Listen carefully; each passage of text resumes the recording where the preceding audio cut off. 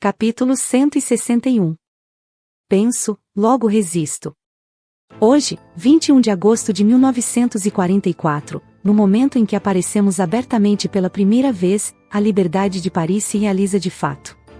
E após 50 meses de lutas, sacrifícios e ocupação, a cidade renasce para o sentimento da liberdade a despeito dos tiros que são disparados pelas ruas como forma de expressão. Palavras de Albert Camus, jornalista militante da resistência francesa. Grafadas no Le Combat, jornal clandestino do movimento, deixado sobre uma mesa. No momento cabal, a organização mostrava sua cara. Mais que um grupo, uma soma de elos atuantes da corrente libertária. Do país, uma valente, robusta e ordenada força de defesa. Que já sofrera inúmeras baixas, mas sob o manto do sigilo, mantinha a surpresa ilesa. Com as garras do patriotismo afiadas e expostas, oferecendo a revolta como resposta à condição imposta. Potência e prudência. Influência e incumbência. Numa ação que provê sentido ao mundo e à existência. A cidade-luz tinha os dias contados de domínio alemão. E em Isère, os pais de Pauline, apesar dos pesares, sentem uma alegria novamente pulsando com a informação. Um lampejo de satisfação por todo esforço despendido. Num flashback de eventos da vida, desde a mudança forçada de casa para longe, até o sumiço do filho. A expectativa era de que tudo em breve se normalizasse a partir daquela retomada do mando, partindo do epicentro. Encerrando um ciclo de controle insensato, imoral e ilegítimo, de imensurável descontentamento. Enquanto os franceses do norte estavam na linha de frente, tendo outros ao centro na torcida, um italiano perdido no sul, sente uma forte dor na barriga.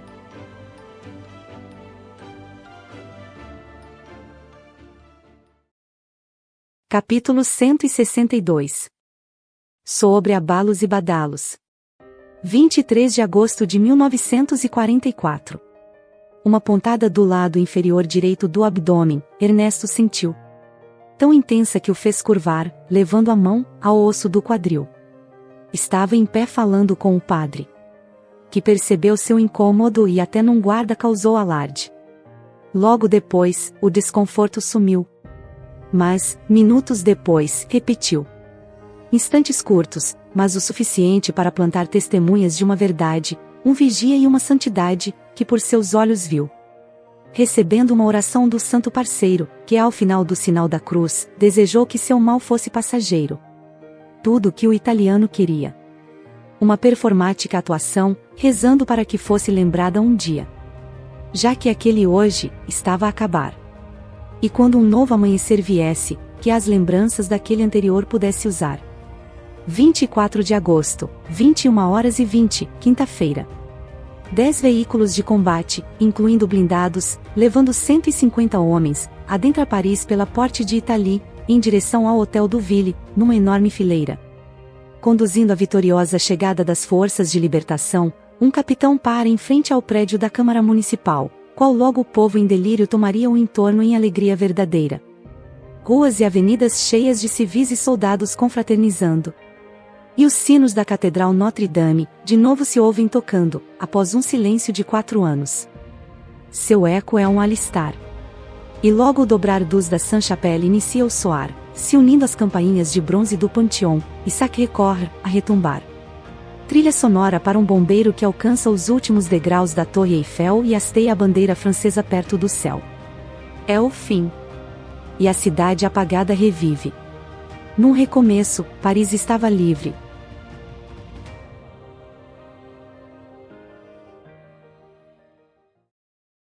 Capítulo 163. Au revoir, Bosch. Paris ultrajada, submetida, martirizada, mas sem dúvida, Paris libertada. Libertada por si mesma, pelo povo, e as mais obstinadas tropas em aliança. Com o apoio e a participação de toda a França. Da França combatente, autêntica, única, e eterna. Discurso de Charles de Gaulle, exaltando o feito de uma sociedade unida e fraterna. Do alto da sacada da prefeitura local, pronunciando as emocionantes palavras, o general.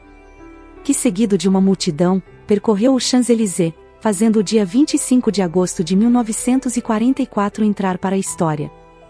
À custa de 5.000 civis e soldados mortos, feridos e detidos de todo lado, no epitáfio daquela glória.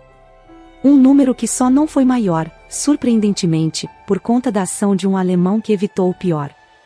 Dietrich von Coultetz, à frente da Gross Paris, guarnição no correr daqueles revoltosos dias vigentes, recebe uma ligação. Paris está em chamas? Indaga a voz de Adolf, em questão. Ouvindo de volta um não.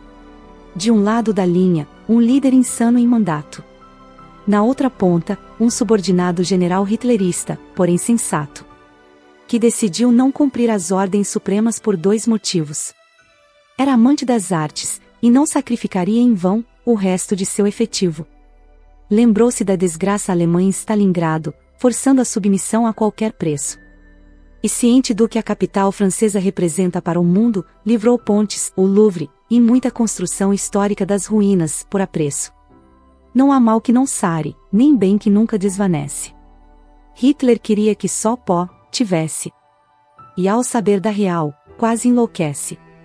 Seu oficial agindo como adversário, enquanto ficava cada vez mais paranoico, deprimido e solitário.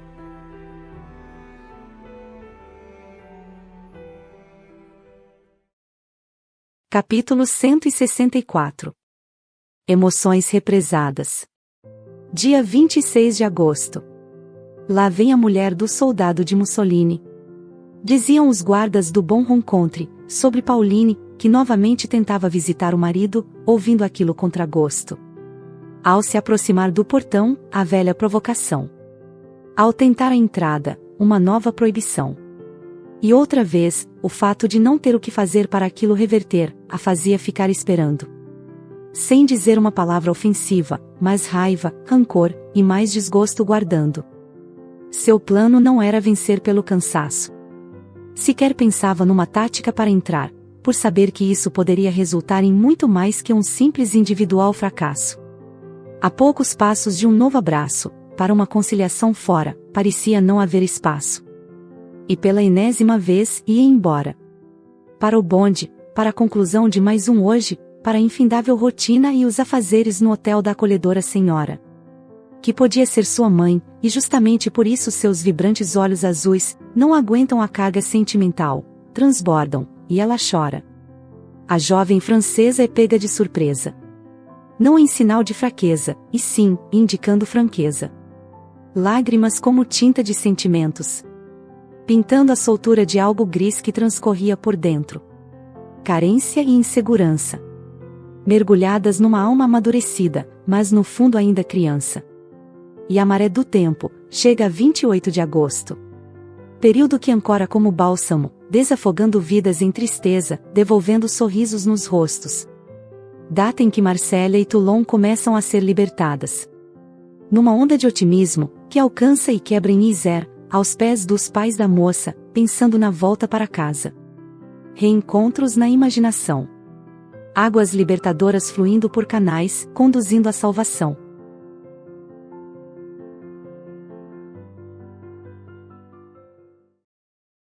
Capítulo 165. Poderes e quereres. Os embates na área urbana de Toulon vinham parando de acontecer. Concentrando-se apenas nas montanhas, com aliados em busca de alemães que ainda resistiam, escondidos em fortes, negando-se render. Quando pegos, em caminhões americanos eram levados. E mesmo vencidos e detidos, era possível vê-los de cabeça erguida, emanando um ar de superioridade inimiga, como se nada tivesse acabado. Uma limpeza que se arrastou por muitos dias. Devolvendo a normalidade ao Boulevard de Strasbourg que há tempos era de caos e correria. Um triunfante desfile transitório na principal avenida. E o fluxo dos acontecimentos repunha nos trilhos a vida. Em breve, um novo trem iria chegar. Vindo do norte, dos Alpes, trazendo quem, há 5 meses, de lá teve que se afastar. Tudo na hora certa. E uma mãe que vivia angustiada pelo sumiço de um filho, faria outra lamentável descoberta. Até lá, quem apontou primeiro foi setembro de 1944. Mês em que um bom pedaço do mundo, também começou a ser libertado. Em seu começo, no dia 3, Antuérpia, na Bélgica, é retomada por forças britânicas. Na manhã seguinte é a vez da capital Bruxelas ficar livre da dominação germânica. E no dia 6, é a Bulgária que decreta a guerra à Alemanha. Numa sequência aleatória quase mecânica, que se alarga pela Europa, levando os aliados à fronteira com o país sede do nazismo, como façanha. Fruto do afinco da coalizão de nações e persistência, além da pressão da resistência. Encorpada a união clara de membros, revelando suas caras. Era o mundo a ver o nazismo que foge, no tempo em que, em direção a Toulon, uma família ansiava pelo retorno de um Jorge.